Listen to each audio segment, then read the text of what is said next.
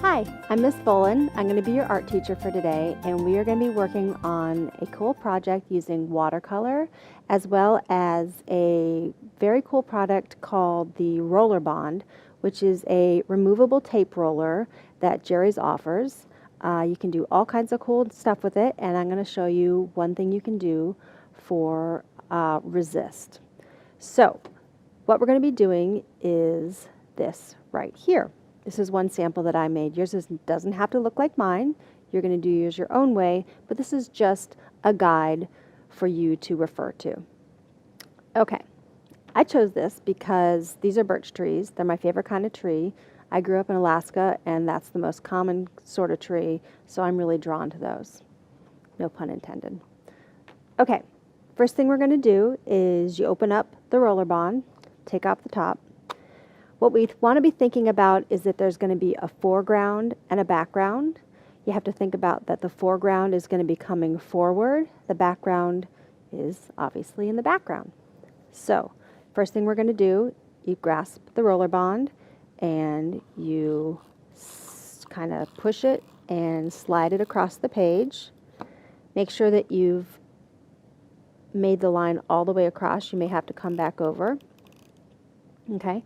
What's cool about this is it's not permanent, so after we've painted the watercolor over it, everything is dried, we can very easily rub it with our finger.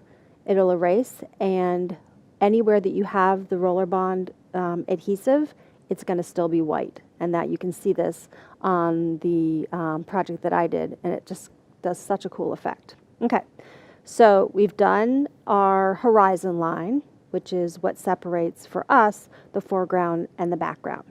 Now we're going to do our trees, which is so much fun. Okay, I like to start at the top with one of the branches. You bring it down. I like to bring this one way down into the foreground. How about another branch? It's a little difficult to see here because it really is clear, but hopefully you can get the idea that you are drawing a tree. Make sure you put lots of different branches. Have them kind of work off of each other, a little bit here, a little bit there. Sometimes you have to do it, just use a lot of pressure. I like to hold it so that my top finger is here on the top and then I have a little bit more control.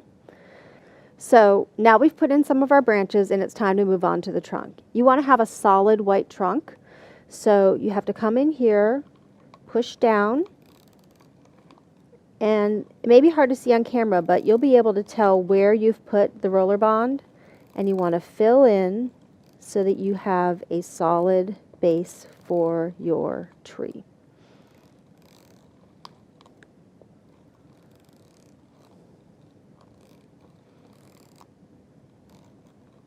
It's okay if it's not perfect. We really want this to look organic. We don't need it to be geometric because trees are organic. They grow lots of different directions. They're not a square or a triangle. They're nature, so they are organic, which is one of the things that we talk about in art. Okay, so I think I have this tree pretty well made. I'm going to do another one in the foreground over on this side. I like it so that my trees that are in the foreground start sort of towards the bottom and continue up over past our horizon line that we made. I'm going to do another one over here. I'm going to have this one reach way up towards the sky. Have a lot of different branches. The more branches you have coming off of your tree, the more interesting it's going to be. Another thing I forgot to mention is, rather than making just a straight horizon line across the back, I think it's more interesting if you make it kind of hilly. So make it a curved line. So I am doing my best to fill in the trunk with the adhesive, because remember, that's what's going to stay white. And birch trees are a beautiful white color. They have bark that peels off, and a lot of artists where birch trees grow peel off the bark and just make fantastic art out of it. They paint on the inside. There's all kinds of things you can do with birch bark. Okay, so I think that I have this one done as well. Okay, another important thing is I want to show distance. the trees in the front are larger, and I'm going to do a smaller tree in the back. We have to make sure that its trunk is not continuing up into the foreground, so we're going to start behind the horizon line, and we're going to make a little tree back here. It's going to be smaller because it's further away.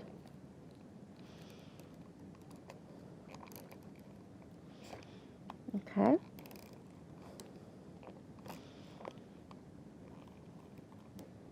Let's see.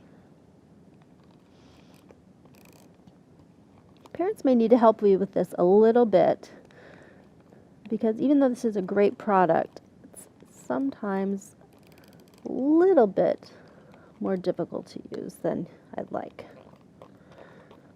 Okay, I think I have the tree in the back. If it's not, like I said, it's completely removable. So if you've made a branch and it's not the shape that you'd like, just go ahead and rub it off with your finger. It comes right off, and you can redo it like that. I'm going to add another little bit to this tree. Okay, now we get to do the fun part. We're going to go ahead and start our watercolor painting. The kit I'm using is also from Jerry's. It's this First Impressions art kit. I love it. I showed it to my kids and they couldn't wait to get one. It looks super professional. Comes in this sturdy clear case. It has colored pencils. It has oil pastels. It has all kinds of great stuff. Today I'm just going to be using the watercolors from it.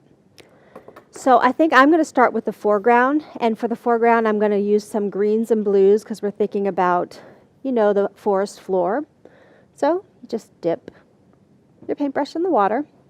And I'm going to go ahead and use this green. I like to use, a lot of people when they do watercolor, they like it to be really soft.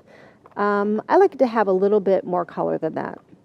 So you really work the color into the brush and go ahead and start your painting. You can add more water to the paint that you've already have on the canvas. When you're painting, it's important to take your time. I don't want a lot of scribble scrabble. I want you to use nice, even strokes. We want to have a nice product when we're done. You want to have something that you're proud of.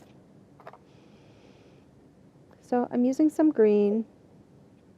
And already you can tell when you go over the roller bond adhesive, it's kind of beating up over that because it is resisting the paint. So, doing my painting, I think I'm going to go ahead and switch to another color because I don't want it to be all green. I want some variety to it. It adds interest. So, I'm going to add some of this lighter green as well. I think this is kind of a springtime scene. So, I want some light green. It's okay if you go over the other colors. I like that effect. That looks really great in watercolor.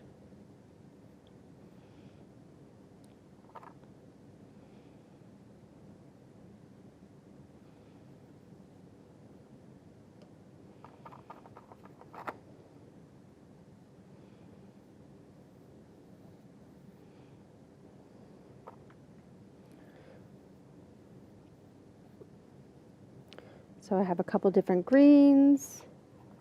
Going to add some brown, maybe around the base of my trees.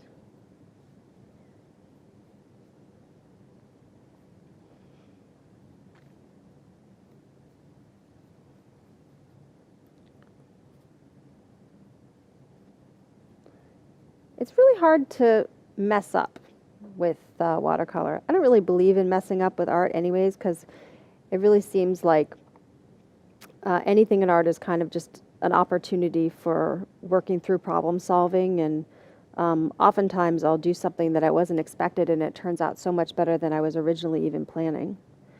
So I like the way that watercolor spreads out. It looks really natural, and since we are doing this organic scene, it's nice that the water and the color flows so organically. Okay, I'm going to take a break right now, work on this some more, and come back, show you when the foreground is done, and then we'll start to work on the background.